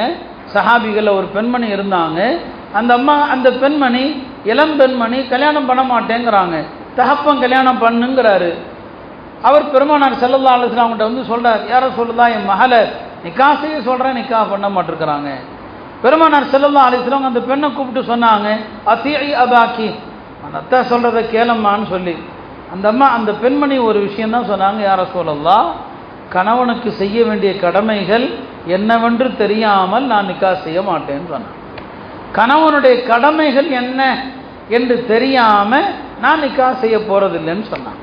அதனால் நீங்கள் முதல்ல நிக்காஹுக்கு முன்னால் அதை தெரிந்து கொள்ளுங்க. சொன்னாங்க, ஹைரு நிசாஇல் ஜன்னா, சொர்க்கத்து பெண்களில் ஒரு நீண்ட ஹதீஸ், சொர்க்கத்து ஆண்களில் சிறந்தவர்கள் யார், சொர்க்கத்து பெண்களில் சிறந்தவர்கள் யார் என்று சொல்லும்போது சொன்னாங்க, ஹைரு நிசாஇல் ஜன்னா, சொர்க்கத்து பெண்களில் சிறந்த பெண் அல் வதூத், கணவனை நேசிக்கிற பெண், அல் வலூத், குழந்தைகள் பெற்றெடுத்த, நிறைய குழந்தைகள் பெற்றெடுத்த பெண் சொன்னாங்க. அடுத்து, ஒருவேளை கணவனை கோபப்படுத்தி விட்டால் அல்லது கணவனோடு ஏதாவது மனக்கசப்பு ஏற்பட்டு விட்டால் அந்த பெண்மணி சொல்லுவாங்க, எதி பி எதிக், என்னுடைய கையை நான் உங்களுடைய கையோடு இணைச்சிட்டேன், நீங்கள் சொல்கிறதான் எனக்கு எல்லாமே, லா அதுக்கு உம்லன் ஹத்தா தருதா, நீங்கள் பொருந்தி கொள்ளாமல் நான் தூங்க போகிறதில்லைன்னு சொல்லலாம். நீங்கள் பொருந்தாமல் நான் தூங்கவே மாட்டேன்னு சொல்லக்கூடிய பெண் இருக்கிறாளே, இவ தான் சொர்க்கத்து பெண்களில் சிறந்த பெண்மணி என்று பெருமானார் ஸல்லல்லாஹு அலைஹி வஸல்லம் அவர்கள் சொன்னாங்க. அருமையானவர்களே, எனவே தயவு செய்து கணவனுடைய ஹக்கை பேணுங்க, கணவனுடைய கடமையை பேணுங்க. கணவன் சொல்கிற விஷயம் மார்க்க விரோதமாக இருந்தால் கட்டுப்படக்கூடாது, அது வேறு விஷயம். மற்ற விஷயங்களில் கணவனுடைய பேச்சு, கணவர் கொடுக்கக்கூடிய அளவு என்னவோ அதை பொருந்தி கொள்ளுங்க. கணவன் கொடுக்கிற அளவை மனைவி பொருந்தி கொண்டா எந்த கணவனும் ஹராமான வருமானத்துக்கு போக மாட்டான், எந்த கணவனும் லோன் வாங்க மாட்டான். மனைவி எனக்கு இது போதும், நீங்கள் தர்றது போதும் அப்படின்னு சொல்லிட்டா ஆண்களுக்கு நிர்பந்தம் இல்லை. ஆண் நிர்பந்தமாக வட்டிக்கு போகிறதும், வட்டிக்கு கடன் வாங்கிறதும், லோன் வாங்கிறதும் எதனால், மனைவியை திருப்திப்படுத்த, மனைவி மக்களுக்காக தான் ஆண்கள் இத்தனை தவறும் செய்கிறாங்க. எனவே தயவு செய்து ஆண்களுடைய விஷயத்தில் கவனமாக இருங்க. இது நான் இந்த பெண்களுக்கு சொல்லிக் கொள்கிற 2வது விஷயம். 3வது விஷயம் என்ன, அல்லாஹ்வுடைய கடமைகள், வணக்க வழிபாடுகள் விஷயத்தில் கவனம் செலுத்துங்க. பெண்களுடைய நிலைப்பாடு இன்றைக்கு என்ன, ஆண்கள் பொறுத்த வரைக்கும் அல்ஹம்துலில்லாஹ் நல்ல தீனுடைய மாஹவுல் அவங்களுக்கு அமையுது, பள்ளியில் அமைகிறது, மற்ற இடங்களில் அமைகிறது. ஆண்கள் நிறைய வணக்கத்தில் ஓரளவுக்கு கவனம் செலுத்துகிறாங்க. ஆனால் பெண்களுடைய நிலை அப்படி கிடையாது. பெண்கள் இன்னைக்கு பயணத்தில் தொழுகிறதில்லை. பெண்கள் கல்யாண வீடுகள், ஏதாவது வீட்டில் விசேஷம் வந்தால் ஐவேளை தொழக்கூடிய பெண்களும் கூட என்ன செய்கிறது கிடையாது, தொழுகிறது கிடையாது. ரமதான் மாதத்தில் அவங்களுக்கு தொழக்கூடாத நாளாக இருந்தால் நோன்பு வைக்கக்கூடாது. ரமதானில் எல்லா ஊர்லேயும் பார்க்கலாம், ட்ரெஸ் எடுக்கணும்னு போனாங்கன்னா வெளியூருக்கு பல பெண்கள் நோன்பு வைக்கிறதுல நோன்பு விட்டார். அந்த அளவுக்கு கடமைகள் விஷயத்தில், கடமையான வணக்கங்கள் விஷயத்தில் அவ்வளவு என்னங்க பேணுதலற்ற ஒரு நிலையில் பெண்கள் இருக்கிறாங்க. நம்முடைய முன்னோர்களை பாருங்கள், நம்முடைய தாய் அன்னை ஆயிஷா ரலியல்லாஹு அன்ஹாவை பாருங்கள். அன்னை ஆயிஷா ரலியல்லாஹு அன்ஹா அவர்களிடத்தில் பல நல்ல விஷயங்கள் இருந்தது. 3 விஷயங்களை உலமாக்கள் சொல்லுவாங்க. முதலாவது விஷயம் என்ன, அன்னை ஆயிஷா அவர்கள் காலமெல்லாம் நோன்பு வைப்பாங்க. மார்க்கத்தில் நோன்பு வைக்கக்கூடாத நாள்னு 5 நாள் இருக்குது. இந்த 5 நாளை தவிர மீது எல்லா நாட்களும் அன்னை ஆயிஷா அவர்கள் நோன்பு வைப்பாங்க. இப்போ நோன்பு வச்சாலே தேவையில்லாத விஷயங்கள் எதுவுமே வராதுங்க. எல்லா விஷயத்திலிருந்தும் பாதுகாக்கிற கேடயம் என்ன, நோன்பு தான். அஸ்ஸியாமு ஜுன்னா, நோன்பு கேடயம் என்று பெருமானார் ஸல்லல்லாஹு அலைஹி சொன்னாங்களே, அதுக்கு இந்த அர்த்தம் எல்லாம் இருக்குது. ரெண்டாவது என்ன, அன்னை ஆயிஷா ரலியல்லாஹு அன்ஹா இரவுல நின்று நீண்ட நேரம் வணங்குவாங்க. குர்ஆனில் சூரத்து தூர்ல வரக்கூடிய ஒரு ஆயத்து, ஃபமன்னல்லாஹு அலைனா வ வகானா அஸாபஸ் ஸமூம், அல்லாஹ் எங்களுக்கு அருள் புரிந்தான், இந்த துன்புறுத்தும் வேதனையிலிருந்து அல்லாஹ் எங்களை பாதுகாத்தான். இந்த ஆயத்தையே இரவு முழுக்க ஓதி அழுது கொண்டு தொழுதுகிட்டே இருந்தாங்க அன்னை ஆயிஷா ரலியல்லாஹு அன்ஹா. மூணாவது விஷயம் என்ன தெரியுமா, அன்னை ஆயிஷா ரலியல்லாஹு அன்ஹா எந்த பொருளையும் வச்சுக்க மாட்டாங்க, எது வந்தாலும் கொடுத்துருவாங்க. அவங்கள பற்றி வருது, லா தும்சிக் ஷைஅன் லிகதின், எந்த பொருளையும் அன்னை ஆயிஷா அவர்கள் நாளைக்குன்னு வைக்கவே மாட்டாங்க. அது காசாக இருந்தாலும் சரி, உணவு பொருளாக இருந்தாலும் சரி, நாளைக்கு வச்சுக்கலாம் அப்படிங்கிறது கிடையாது. அவங்களுக்கு நிறைய அன்பளிப்புகள் வரும், எல்லாத்தையும் உடனே பிரித்து கொடுத்துருவாங்க. உணவுப் பொருள்கள் வரும், எல்லாத்தையும் எல்லாருக்கும் கொடுத்துருவாங்க. நோன்பு வச்சுருப்பாங்க, அவங்க மாலையில் நோன்பு திறக்கிறதுக்குன்னு வரக்கூடிய பொருள் அதையும் கொடுத்துருவாங்க. நாம் இன்னைக்கு நாளைக்குன்னு எவ்வளவு சேர்த்து வச்சுருக்கிறோன்னு சொல்லி ஒவ்வொரு வீட்டையும் ஃப்ரிட்ஜை திறந்து பார்த்தா தெரியும். நாளைக்குன்னு எவ்வளோ வச்சுருக்குறோன்னு சொல்லி எல்லா வீட்லேயும் திறந்து பார்த்தா தெரியுதா இல்லையா, என்னென்ன வச்சுருக்குறோம் அப்படிங்கிறது தெரியும். அந்த அளவுக்கு எல்லாமே இருந்தும் நாளைக்கும் அதே பொருள் கிடைக்கும், அவ்வளோ வச்சுருக்குறோம். ஆனால் அவங்கள பற்றி என்ன வருது, லா தும்சிக் ஷைஅன் லிகதின், நாளைக்கு அடுத்த நாளைக்கு என்று எந்த பொருளையும் வைக்க மாட்டாங்க. இந்த பெண்களுடைய முன்மாதிரி அன்னை ஆயிஷா ரலியல்லாஹு அன்ஹா அவர்களுடைய இந்த இரவு நேர வணக்கம், அன்னை ஆயிஷா ரலியல்லாஹு அன்ஹாவுடைய இந்த நஃபிலான நோன்பு. ஆனால் நஃபிலான நோன்பு வைக்கிறதுக்கு கணவனுடைய அனுமதி தேவை. கணவன் அனுமதி கொடுத்தா வைங்க. இந்த காலத்தில் எந்த கணவனும் வேணான்னு சொல்ல மாட்டான். அது சொன்னதுக்கு ஒரு காரணம் இருக்குது. ஏன் சொன்னாங்க, எப்போ சொன்னாங்க, அதுக்கு ஒரு காரணம் இருக்குது. அதனால் சொன்னாங்க. இப்போ வச்சா ரொம்ப நல்லதுமா, தயவு செஞ்சு வச்சிரு. அதனால் அது அழுத்தம் திருத்தமாலாம் சொல்ல தேவையில்லை, கணவனுடைய அனுமதி கேட்டு தான் வைக்கணும். இப்போ எல்லாம் கணவன்மாரு என்ன செய்வாங்க, அனுமதி கொடுத்துருவாங்க. அதனால் அதில் ஆயிஷாவுடைய அந்த தன்மை, கொடை கொடுக்குற தன்மை, தாராள தன்மை, மார்க்க விஷயங்களுக்கு என்ன செய்யுங்க, தாராளமாக கொடுக்கக்கூடிய அந்த குணம், இந்த விஷயத்தை எடுத்துக்கொள்ளுங்க. எத்தனை சஹாபி பெண்மணிகளுடைய வரலாறு, உம்மு சுலைம் ரலியல்லாஹு அன்ஹுடைய வரலாறு உங்களுக்கெல்லாம் மறுசால சொல்லி தந்திருப்பாங்க. பெருமானார் ஸல்லல்லாஹு அலைஹி வஸல்லம் அவர்கள் சொல்லிக்கிட்டோம்னா,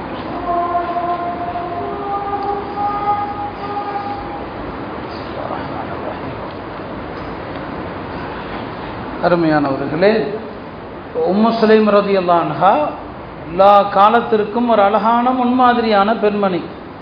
நபி ஸல்லல்லாஹு அலைஹி வஸல்லம் அவர்கள் ஹிஜ்ரத் செய்து மதீனா வந்ததுமே தன்னுடைய அருமை மகன் ஹஜ்ரத் அனஸ் அவர்களை அழைத்து கொண்டு வந்து, யா ரசூலல்லாஹ், இவனுக்காக துஆ செய்யுங்கள். பெருமானார் ஸல்லல்லாஹு அலைஹி வஸல்லம் அவர்கள் 3 துஆ செஞ்சாங்க. அல்லாஹும்ம அக்ஸிர் வலதஹு வ மாலஹு வ அத்கில்ஹுல் ஜன்னah, அல்லாஹ் இவருக்கு நிறைய குழந்தைகளை கொடு, நிறைய செல்வத்தை கொடு, இவரை சொர்க்கத்தில் அனுப்புன்னு துஆ செஞ்சாங்க. ஹஜ்ரத் அனஸ் ரலியல்லாஹு அன்ஹு சொல்லுவாங்க, ரஅய்து இஸ்னத்தைன் வ அர்ஜு சாலிஸா, 2 விஷயத்தை நான் உலகத்தில் பார்த்துட்டேன்.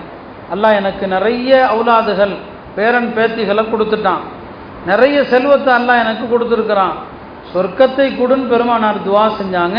அதை நான் ஆதரவு வைக்கிறேன்னு சொன்னாங்க. உம்மு சுலைம் ரலியல்லாஹு அன்ஹா அந்த பையனை நீங்கள் உங்களுடைய ஹிதமத்துக்காக வைத்து கொள்ளுங்கள்னு சொன்னாங்க. உம்மு சுலைம் அவர்கள் எவ்வளோ ஒரு முன்மாதிரி பெண்மணி. அவருடைய முதல் கணவர் மாலிக், அவர் இஸ்லாத்தை ஏற்கல. எங்கேயோ பயணத்தில் போன இடத்துல அவருடைய முன்னாள் அடிமைகள் அவரை கொலை செஞ்சுட்டாங்க. கணவர் இல்லாமல் இருக்கிறாங்க. அவங்க அந்த நேரம் ஹிஜ்ரத்தினுடைய ஆரம்ப நேரம், அந்த நேரத்தில் சட்டங்கள் வரல. அதாவது முஸ்லீமைத்தான் கல்யாணம் பண்ணணும் அப்படிங்கிற சட்டங்கள் வரல. அந்த நேரத்தில் அவங்கள அபூ தல்ஹா பெண் கேட்டு அனுப்புகிறாங்க. அபூ தல்ஹா மதீனாவில் செல்வாக்கு மிக்கவர், உம்மு சுலைம் இடத்துல நான் உங்களை கல்யாணம் பண்ண விரும்புகிறேன்னு சொல்லி பாருங்க. அப்போ சட்டம் இல்லை. அவங்க நினச்சிருந்தா அவரை கல்யாணம் பண்ணலாம், காஃபிரா இருக்கவே பண்ணலாம். அவர் காஃபிரா இருக்கிறார், இஸ்லாத்துக்கு வரல, கல்யாணத்துக்கு என்னங்க தூது அனுப்புகிறார் உங்களை நிக்காஹ் பண்ண விரும்புகிறேன்னு சொல்லி. ஆனால் உம்மு சுலைம் என்ன சொன்னாங்க, மா மிஸ்லுக யுரத் யா அபா தல்ஹா, அபூ தல்ஹாவே உங்களை போல ஒரு ஆள் பெண் கேட்டு வந்தால் நிச்சயமாக அந்த கோரிக்கை நிராகரிக்கக்கூடாது. ஆனால் நான் முஸ்லீமான பெண்ணாக இருக்கிறேன், நீங்கள் காஃபிரா இருக்கிறீங்க, உங்களை நான் நிக்கா செய்ய விரும்பல, நீங்கள் இஸ்லாத்துக்கு வாங்க, எனக்கு நீங்கள் மஹரே தர வேண்டாம், இஸ்லாமே மஹர், உங்களை கல்யாணம் பண்ணிக்கிறேன்னு சொன்னாங்க. அவர் முஸ்லீமானார். ஒக்கான சதாக்கு பைனஹுமா அல் இஸ்லாம், ரெண்டு பேருக்கும் இடையில இஸ்லாம் தான் மஹராக இருந்துச்சு. இப்படி இருக்கிற இந்த பெண்ணுடைய வாழ்க்கை என்ன, இன்றைக்கு சமூகத்தில் நடக்கிற சம்பவங்களை நம்ம பார்க்குறோம். ஆனால் ஒரு வருத்தத்திற்குரிய விஷயம், சமூகத்தில் சில சம்பவங்கள் நடக்குது. இந்த சம்பவங்களை சமூகம் அணுகிற முறை இருக்கு பாருங்க, அது அந்த ஆளுக செய்யக்கூடிய தவறை விட மோசமானது. சில தவறுகள் சமூகத்தில் நடந்துருது. சில பெண்கள் அறியாமையிலோ அல்லது ஏதோ ஒரு காரணத்தினாலோ சமூகம் விட்டு சமூகம் போய் வேற இடத்துல கல்யாணம் பண்ணுறாங்க. அது ஒரு பக்கம் இருந்தாலும் அதை நாம் சமூக வலைத்தளங்களில் பரப்புறது, அதை பற்றி நாம் பதிவு செய்கிறது இருக்கு இல்லையா, இது இந்த பிரச்சனையை மேலும் வளர்க்கிறதுக்கு உதவுதே தவிர கண்டிப்பாக இது அந்த பிரச்சனையை ஒருபோதும் ஒழிக்கிறதுக்கு உதவாது. இப்போ உம்மு சுலைமுடைய வாழ்க்கை பாருங்கள், எவ்வளவு கணவன் இல்லை, ஆதரவற்ற நிலை, யார் வந்தால் என்னன்னு கல்யாணம் பண்ணல. அந்த இடத்துலையும் தன்னுடைய ஈமானையும் தன்னுடைய மார்க்கப்பற்றையும் ஹஜ்ரத் உம்மு சுலைம் ரலியல்லாஹு அன்ஹா வெளிப்படுத்துகிறாங்க. நம்முடைய அருமை தாய்மார்கள் அத்தகைய உம்மு சுலைமை போன்ற பெண்களாக என்ன செய்யணும் வேண்டும். அந்த காலத்தினுடைய இந்த பெண்கள் தான். முஆதா என்று ஒரு பெண்மணி இருந்தாங்க, அன்னை ஆயிஷா ரலியல்லாஹு அன்ஹுடைய மாணவி அவங்க முஆதா அவர்கள். அந்த பெண்ணு 24 மணி நேரமுமே வணக்கம்தான். காலையில் என்ன செய்வாங்க, இன்னைக்கு நான் பகலில் மூத்தா போனாலும் போயிடுவேன், அதனால் பகலில் நோன்பு வைக்கிறது, பகலெல்லாம் வணக்கத்தில் இருப்பாங்க. சாயங்காலம் ஆகும், சாயங்காலம் சொல்லுவாங்க ராத்திரி மூத்தா போனாலும் போயிடுவேன், எனவே ராத்திரி மறுபடியும் வணக்கம். இப்படியே அந்த அம்மா பகல் வந்தால் பகலில் மூத்து வந்துடும், இரவு வந்தால் இரவில் மூத்து வந்து விடும் என்று 24 மணி நேரமும் வணக்கம்தான். இப்படியெல்லாம் கஷ்டப்பட்டு ஏன் வணங்கணும் அப்படின்னா அவங்க சொல்லுவாங்க, இல்லை கபூரில் இருள் இருக்குது, நீண்ட நேரம் அங்கே உட்கார்ந்துருக்கணும், அந்த கபூருடைய இருளை வெளிச்சத்தாக மாற்றணும்னு சொன்னால் இந்த வணக்கங்கள் தான் உதவுன்னு சொன்னாங்க. நம்முடைய அருமை தாய்மார்கள் நஃபிலான வணக்கங்கள், குர்ஆன் திலாவத்து எதுவுமே இன்றைக்கு இல்லாமல் ஆகிவிட்டது. அதுவும் இந்த ஃபோன்கள் வந்த பிறகு சமூக பெண்மணிகளுடைய நேரங்கள் எல்லாம் வீணாக போகுது. ஒரு சிறந்த இஸ்லாமே என்ன, லாயானி பிரயோஜனமற்ற காரியங்களை விடுறது தான். இன்னைக்கு இந்த பிரயோஜனமற்ற இந்த விஷயங்களுக்கு தான் நம்முடைய தாய்மார்கள் அடிமையாகி கிடக்கிறாங்க. எனவே தயவு செய்து இந்த விஷயங்களை விட்டுட்டு இந்த முன்மாதிரி பெண்கள், இந்த பெண்களுடைய வாழ்க்கையில் சொல்லப்பட்ட விஷயங்களை கடைபிடிக்க அவங்க முயற்சி செய்யணும். இந்த நிஸ்வான்கள் அதற்கு தான் உதவுது. அருமையான தாய்மார்களே, அதனால் நம்முடைய நேரங்களில் குர்ஆன் ஓதுவதற்கு ஒரு நேரத்தை கொடுங்க. சொர்க்கத்தினுடைய படித்தரங்கள், சொர்க்கத்தில் எவ்வளவு தரஜாத்துகள் இருக்குது, குர்ஆனில் எத்தனை எழுத்துக்கள் இருக்கிறதோ அந்த எழுத்துக்களுடைய எண்ணிக்கை அளவுக்கு சொர்க்கத்தினுடைய படித்தரங்கள் இருக்குது என்பது ஒரு கருத்து. குர்ஆனில் 10 லட்சத்துக்கும் மேலே உள்ள எழுத்து இருக்குது இல்லையா. நீங்கள் எந்த அளவுக்கு குர்ஆன் ஓதுவீங்களோ சொர்க்கத்தில் அந்த அளவுக்கு படித்தரங்கள். அதுக்கு ஆதாரமாகத்தான் உலமாக்கள் சொல்லுவாங்க, சொர்க்கத்தில் ஒரு காரியை பார்த்து அல்லாஹ் சொல்லுவான், உலகத்தில் யார் குர்ஆன் ஓதிக்கிட்டே இருந்தாங்களோ அவருக்கு அல்லாஹ் சொல்லுவான், இக்ரா வரத்தில் வர்தகி.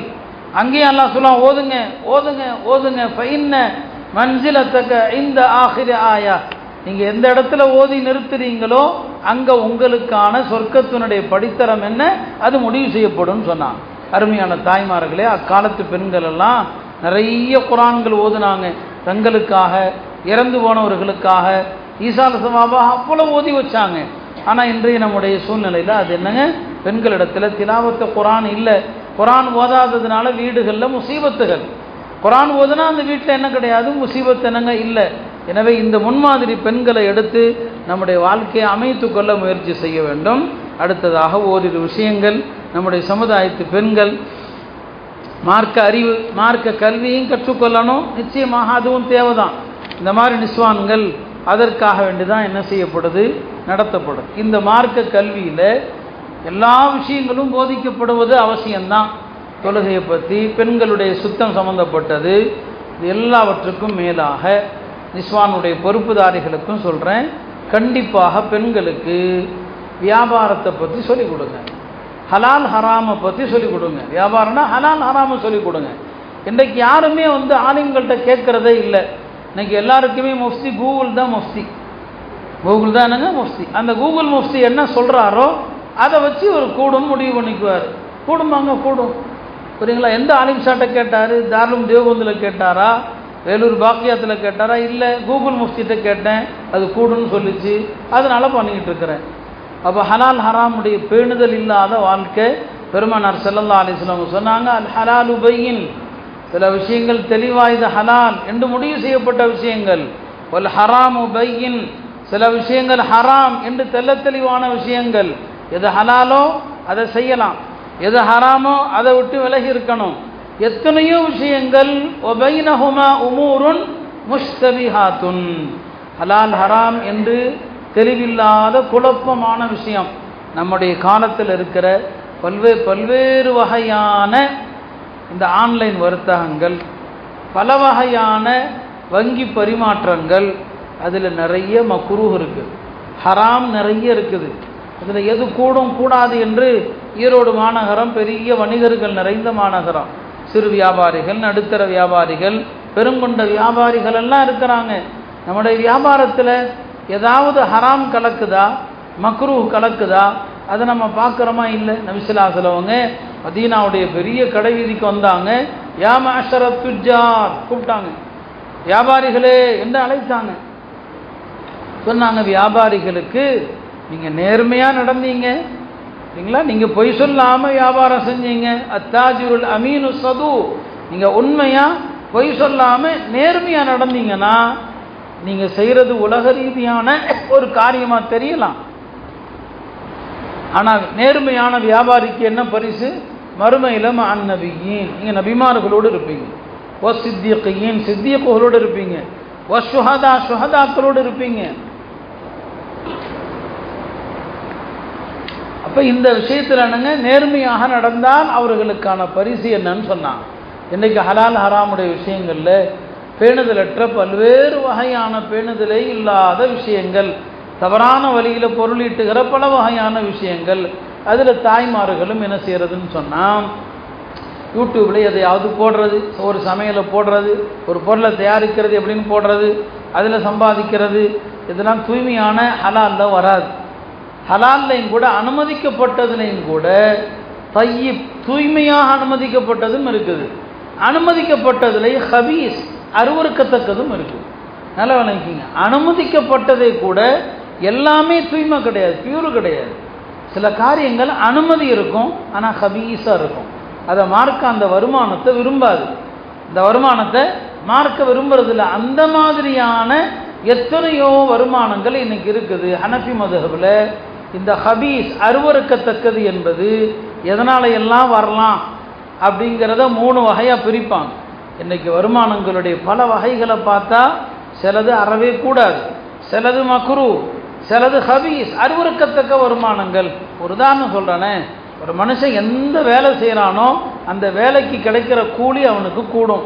பெருமானார் காலத்தில் அரபுகள் என்ன செய்வாங்க? ஹிஜாமா. இப்போ ஹிஜாமா நிறைய நீங்கள் பார்க்குறீங்க.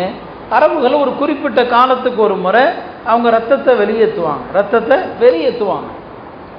இந்த ஹிஜாமா ஒரு தொழில். இந்த ஹிஜாமா செய்கிறவர்களுக்கு கூலி கொடுப்பாங்க. பாருங்கள், ஹிஜாமாங்கிறது ஒரு அனுமதிக்கப்பட்ட தொழில், அதுக்கு கூலி வாங்குறார். இது கூடும் தானே? நான் ஹதீஸில் என்ன வருது? உஜ்ரத்துல் ஹஜ்ஜாமி ஹபீசம். இந்த ரத்தத்தை வெளியேற்றுற தொழில் செய்கிறார் இல்லையா, அவர் வாங்குகிற கூலி அசிங்கமானது. ஏங்க அசிங்கம்? அந்த தொழில் நஜிசோடையே இருக்கிற தொழில். ரத்தம் என்னங்க? அசுத்தம். ரத்தம் அசுத்தம். அவர் எந்நேரமும் அசுத்தத்துக்கு கூடவே உட்கார்ந்துருக்கிறார்ல, இது நல்ல தொழில் இல்லை, வேற தொழிலை பாரு. இதில் வரக்கூடிய வருமானம் தூய்மையானதல்ல. இது ஒரு உதாரணத்திற்கு தான், ஒரு சின்ன சாம்பிள் தான் இது. இன்னைக்கு நம்மள்கிட்ட இருக்கக்கூடிய இந்த மாதிரியான ஹபீஸான அருவருக்கத்தக்க வியாபாரங்கள் ஏராளமாக இருக்குது. பெண்கள் நிறைய வீட்டில் இருந்தே வியாபாரம் செய்கிறோன்ட்டு எந்த விதமான சட்டங்கள் அடிப்படைகள் தெரியாமல் வீட்டில் உட்காந்து, ஏன்னா பல கேள்விகள் வருது, இதை நாங்கள் செய்யலாமான்னு சொல்லி. மார்க்கத்தில் பல வியாபாரங்களுக்குண்ட பல கட்டுப்பாடுகள் இருக்குது. வீட்டில் உட்காந்து ஆர்டர் பண்ணி வியாபாரம் செய்கிறாங்கன்னா, ஷரியத்தில் ஒரு பொருளை நீங்கள் வாங்குறீங்கன்னு சொன்னால் உங்கள் கைக்கு அந்த பொருள் வந்த பிறகு தான் நீங்கள் அடுத்த ஆளுக்கு விற்கலாம். உங்களுக்கு அது டெலிவரி ஆகணும். உங்கள் கையில் வராமல் அடுத்த ஆளுக்கு என்ன செய்யக்கூடாது, விற்கக்கூடாது. ஆன்லைன் வர்த்தகத்தில் ஈடுபடும் போது ஷரியத்தினுடைய பல நிபந்தனைகள் மீறப்படக்கூடிய சூழ்நிலை இருக்குது. இதெல்லாம் தெரியாமல் பெண்கள் செய்கிறாங்க. அதனால் இந்த நிஸ்வான் பெண்கள், அந்த பெண்மணிகளுக்கு என்ன செய்யுங்க, யாராவது ஒரு சிறந்த முஃப்தியை வைத்து இந்த மாதிரி வீட்டில் உட்காந்து சரி தொழில் செய்யுங்க. அது ஹலாலான தொழிலாது. அதில் என்னென்ன ஷரத்துகள் பேணப்படணும், என்னென்ன நிபந்தனைகள் பேணப்படணும், இதை ஆலிம்களை வைத்து சொல்லிக் கொடுங்க. சொல்லி கொடுத்து அந்த செய்யணும். நான் தப்பில்லை, பெண்கள் பர்தாவை பேணி தொழில் செய்யணும்னு நினச்சா செய்யலாம். சஹாபி பெண்மணிகளும் செஞ்சாங்க. இன்றைக்கி சில விஷயங்களை நம்ம ஓப்பனாக சொல்ல முடியாது. பெண்கள் கூடுங்கிற ஒரு வார்த்தை எடுத்துக்கொண்டு எல்லா விதிமுறைகள் கட்டுப்பாடுகளையும் மீறிடுவாங்க. இப்போ அதனால் நிஸ்வானுடைய பாடத்திட்டம் என்பது சற்று விரிவாக இருக்கணும். நான் எல்லா இடத்துலையும் அதான் சொல்கிறது, பெண்களுடைய நிஸ்வானில் ஃபிக்ஹுடைய பாடங்களை விரிவாக நடத்துங்க, நல்ல தெளிவாக நடத்துங்க. வெறுமனே தஹாரத்து தொழுகை இந்த மசாயிலோடு நிறுத்தாதீங்க. ஹலால் ஹராமை சொல்லிக் கொடுங்க. பெண்கள் ஒரு சில விஷயங்களில் மார்க்கத்தை உறுதியாக புரிஞ்சு எடுத்துக்கிட்டாங்கன்னா ஆண்கள்கிட்ட அவங்க அழுத்தமாக சொல்லுவாங்க. பெண்கள்கிட்ட பேணுதல் வந்துருச்சுன்னா அங்கே சொல்லுவாங்க, எங்களுக்கு ஹராமான உணவை வீட்டுக்குள் கொண்டு வந்துடாதீங்கன்னு சொல்லி. அதனால் இந்த ஹதீஸை மையப்படுத்தி பெண்களுக்கு இந்த வியாபார சம்பந்தமான ஹலால் ஹராம் சம்பந்தமான விஷயங்களை கற்றுக் கொடுங்க.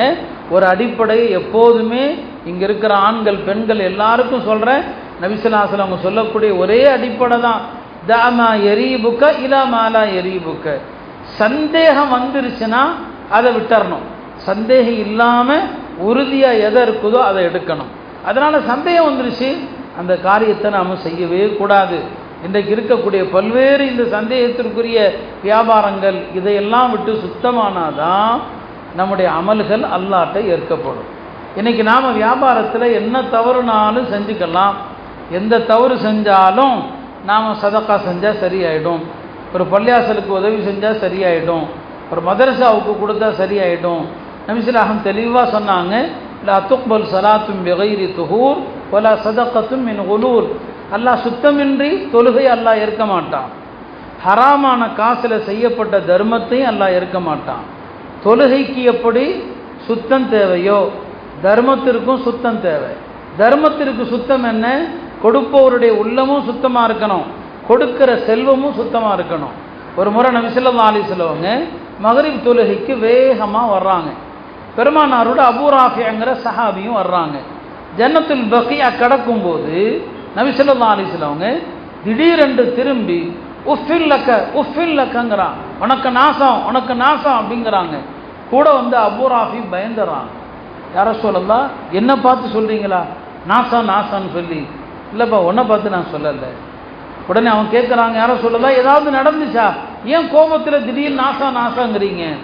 சொன்னாங்க, ஒரு கபரை காட்டி, இதோ இந்த கபரில் இருக்கிறாரு, இவரை நான் ஜக்காத்து வசூலிப்பதற்காக அனுப்பியிருந்தேன், என்ற எல்லா பொருளையும் கொண்டு வந்து சேர்க்காம ஒரு போர்வை எடுத்துக்கிட்டாரு, அந்த போர்வை அவருடைய கபரில் நெருப்பாக எரிந்து கொண்டிருக்கிறதுன்னு சொன்னாங்க.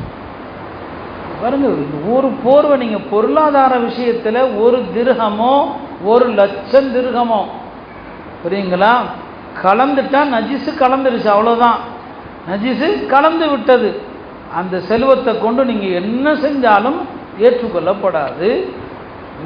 மதீனாவுடைய பஸ்ராவுடைய ஒரு கவர்னராக இருந்தார் அப்துல்லாஹ் இப்னு ஆமிர். அவர் நோய்வாய்ப்பட்ட நேரத்தில் எல்லாரும் அவரை போய் பார்த்தாங்க. பார்த்தவங்கெல்லாம் சொன்னாங்க, அந்த நேரத்தில் அவர் அரஃபால ஹாஜிகள் தண்ணிக்கு கஷ்டப்படக்கூடாதுன்னு சொல்லி ஆங்காங்கே தண்ணீர் தொட்டிகளை எல்லாம் கட்டி வச்சுருந்தார். ஹாஜிகள் எங்கே போனாலும் தண்ணி இருக்கிற மாதிரி. வந்தவங்க சொன்னாங்க, நீங்கள் நிறைய ஹாஜிகளுக்கு சதக்கா பண்ணியிருக்கீங்க, உங்களுக்கு வாழ்த்துக்கள், உங்களுக்கு சுப செய்தி எல்லாம் பாராட்டுறாங்க. கடைசியாக அவங்கள சந்திக்கிறதுக்கு இப்னு உமர் வந்தாங்க. அப்துல்லாஹ் இப்னு உமர் ஒரு மிகச்சிறந்த சஹாபி வந்தாங்க. இப்போ வந்த இடத்துல சொன்னாங்க, எப்பா எல்லாரும் ஒன்றை ஏமாத்துறாங்க சரிங்களா, லஸ்து பி அகசிஹிம் லக்க, நான் ஒன்றை ஏமாற்ற மாட்டேன், எல்லாரும் ஒன்றை பாராட்டுறாங்க, நானும் உன்னை பாராட்டினா நான் உனக்கு துரோகம் செஞ்சவன். சொன்னாங்க, நீ அரஃபால ஹாஜிகளுக்கு தண்ணீர் தொட்டியெல்லாம் செஞ்சு கொடுத்தது சரிதான், ஆனால் அதெல்லாம் நீ ஹலாலான காசில் செஞ்சதா ஹராமான காசில் செஞ்சதா? நீ பஸ்ரால கவர்னராக இருக்கிற நேரத்தில் பைத்துல் மாலுடைய நிதியை நீ சரியாக கையாளல, அதில் நீ தவறுகள் செஞ்சிருக்கிற. நீ தவறான பொருளை செஞ்ச சதக்காவாக இருந்தால் அந்த தர்மம் ஏற்கப்படாது.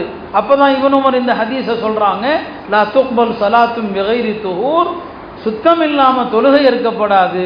வலா சதகத்தும் மின் குலூல், நீர் ஹராமான பொருளில் செஞ்ச தர்மத்தையும் அல்லாஹ் ஏற்றுக்க மாட்டான். நீ ஹாஜிகளுக்கு என்ன வேணாலும் செஞ்சுக்க, அந்த செஞ்ச பணம் சுத்தமான பணமா?